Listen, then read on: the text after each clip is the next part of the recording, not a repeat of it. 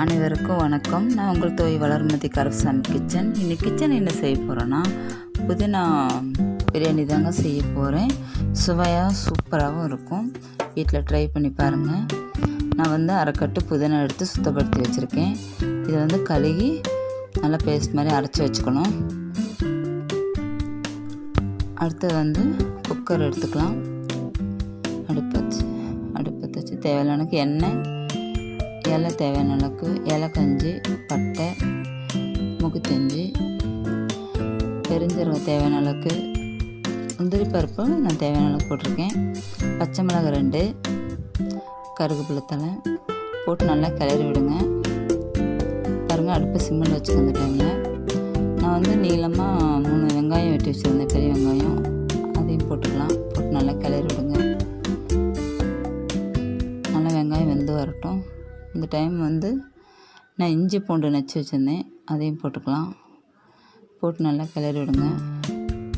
நல்லா வெந்து வரட்டும். அடுப்பு சிம்மில் வச்சுட்டு செய்யுங்க. ஏன்னா இஞ்சி பூண்டு போட்டுக்கோ இல்லையா, அடி பிடிக்கும்.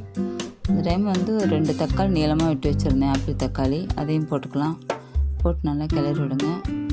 தேவையான அளவுக்கு உப்பு, தேவையான அளவுக்கு மஞ்சத்தூள்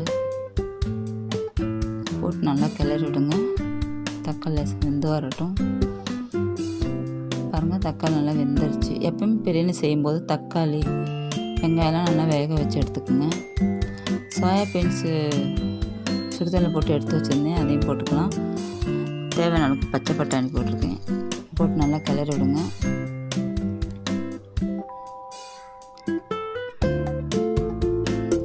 இப்போ நம்ம புதினாவை அரைச்சி வச்சுருக்கோம் இல்லையா, அது லேசாக கொஞ்சம் தண்ணி ஊற்றி கூட அரைச்சிக்கோங்க. அப்போ தான் நல்லா பேஸ்ட் மாதிரி நல்லா அரைப்படும். கரும்பு ஊற்றி நல்லா கிளறி விடுங்க. இப்போ நான் காய்கிலோ அரிசி எடுத்திருக்கேன். அதனால் அரைக்கட்டு தான் எடுத்திருக்கேன். ரொம்ப எடுத்தால் நல்லா இருக்காதுங்க. அதனால் எவ்வளோ நம்ம அரிசி போடுறோமோ அந்த அளவுக்கு புதினா எடுத்துக்கோங்க. அப்போ தான் அது டேஸ்ட்டாக இருக்கும். இப்போ தேவையான அளவுக்கு பிரியாணி பவுடர் 2 ஸ்பூன் அளவுக்கு எடுத்திருக்கேன். சிக்கன் தூள் 1 ஸ்பூன் அளவுக்கு. நான் பச்சை மிளகாய் 2 போட்டிருக்கேன் இல்லையா, அதனால் காரத்துக்கு தகுந்த போட்டிருக்கேன். வேணும்னு காரம் வேணும்னா தனியாத்தூள் கூட நீங்கள் போட்டுக்கலாம். போட்டு நல்லா கிளறி விடுங்க. இப்போது தண்ணி ஊற்றினோம் இல்லையா, இதால் 1 டம்ளர் மாதிரி தண்ணி இருக்குது இல்லையா, அதனால் இதில் 3 டம்ளர் மட்டும்தான் நான் தண்ணி கலந்துக்கிறேன். நான் 2 டம்ளர் அரிசி எடுத்திருக்கேன், அதனால் 4 டம்ளர் தண்ணி ஊற்றலாம். பாருங்கள், ஊற்றி நல்லா கிளறி விடுங்க. ஒரு கொதி வரட்டும். பாருங்கள், ஒரு கொதி வந்துருச்சு.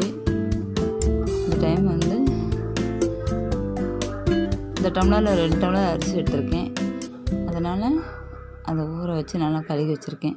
இது அரை மணி நேரம் ஊற வச்சா போதும். அரிசி ராஜபொன்னி அரிசி இது. பாருங்கள், நல்லா கிளறி விடுங்க. அரிசி இந்த காய்கறிலாம் ஒன்றா சேர்ந்து மேலும் கிளியமாக இருக்கும். அப்போ தான் சாப்பாட்டில் எல்லாம் படும். இப்போ லேசாக மூடி வைங்க. சும்மா மூடி வச்சுருக்கேன். ஒரு கொதி வரட்டும். பாருங்கள், ஒரு கொதி வந்துருச்சு. இப்போ அரிசி கொஞ்சம் வெந்திருக்கும். அப்புறமா எப்போ பிரியாணி செஞ்சாலும் இந்த மாதிரி இருக்கணும். இப்போது தண்ணியும் அரிசியும் சாப்பாடு பாதி இந்த மாதிரி இருந்தால் தான் நல்ல டைமாக இருக்கும். தேவையான அளவுக்கு பெருங்காய பவுடர் போட்டு நல்லா கிளறி விடுங்க. இப்போ அரிசியும் காய்கறியும் எல்லாம் ஒன்றா சேர்த்து அப்படியே கிளறி விடுங்க. இப்போ மூடி வைக்கலாம். இந்த டைம் மூடி வச்சோம்னா சாதம் குழையாத, ஒன்றுக்கு ஒன்று ஒட்டாத இருக்குங்க. விசில் வரும். ஒரு விசில் வந்தால் போதுங்க. பாருங்கள், ஒரு விசில் வந்துருச்சு. இந்த டைம் பாருங்கள், புதினா பிரியாணி ரெடி ஆயிடுச்சு.